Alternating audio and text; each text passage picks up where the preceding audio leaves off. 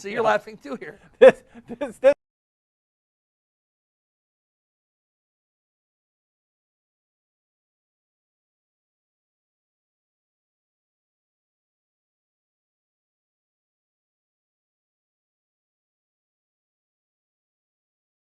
We'll cry together because I can never get married and have children.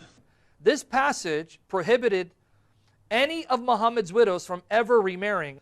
This is troublesome for the fact that people like Aisha were widowed at the age of 18. Aisha was 18 when Muhammad died, and she was widowed without any children. And she lived all the way into her 50s. That means from the age of 18 all the way till she turned into her 50s, Aisha was not allowed to remarry and have children. Now again, is this an act of mercy from someone who is said to be a prophet of mercy, a mercy unto all creatures? What kind of mercy and compassion is this? To leave an 18-year-old, a widow, without children the rest of her life. And she didn't die 5 years later. She lived all the way into her 50s. Now is this a merciful act?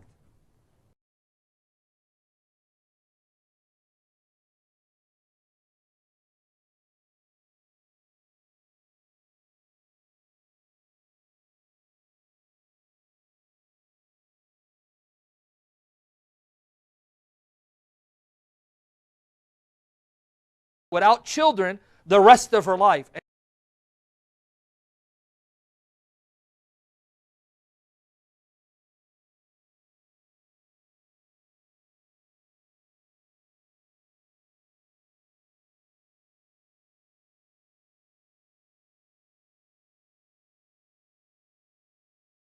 I don't know how many of you know Jephthah. We didn't learn much about him in Sunday school.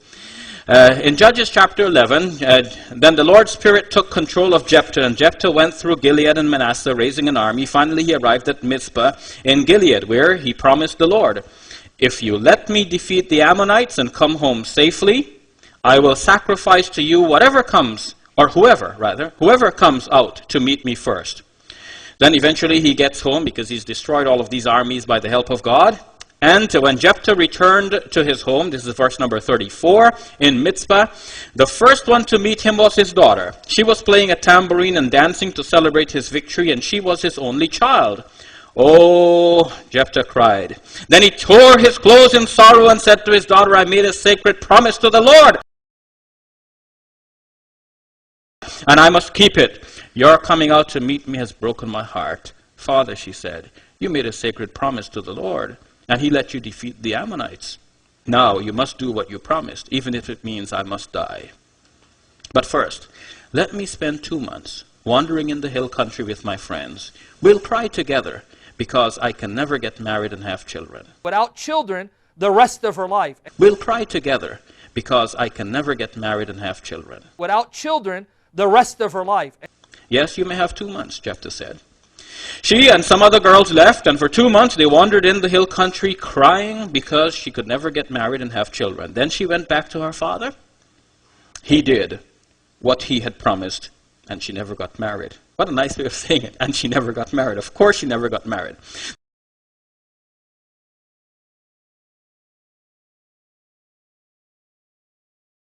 Now is this a merciful act? Deuteronomy chapter 22, verses number 22 and forward, talks about what should happen in the case of rape. If a girl is attacked and she is not married, she is single, then obviously she doesn't belong to anyone. So the penalty is that the attacker is to pay her father 50 shekels and take her to be his wife, and he's not allowed to divorce her for as long as he lives. So if one were to survey the result, it's quite obvious that the girl gets raped, her father gets the money, the rapist gets the girl, and the girl gets to live with her rapist for the rest of her life. He had better watch out he doesn't get poisoned or something.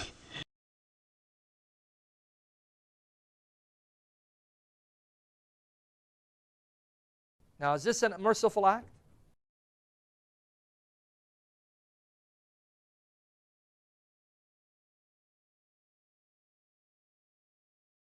Short answer, yes. Long answer, yes. A lot of Christians wrestle with these passages as well. Call them the hard passages, especially in the Old Testament. Think of the psalmist exulting in dashing babies' heads against the rock, the children of his enemies. Think of God telling Saul to put the ban on the Amalekites. That means kill every man, woman, child, and animal. Think of Joshua when he comes into the promised land, basically unleashes a blitzkrieg and then wipes out, puts to death entire populations.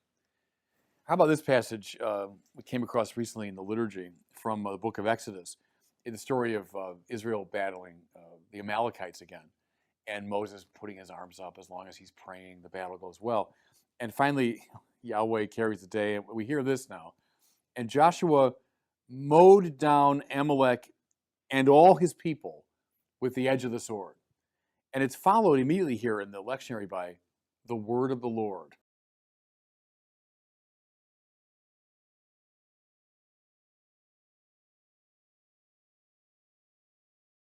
Now, is this a merciful act?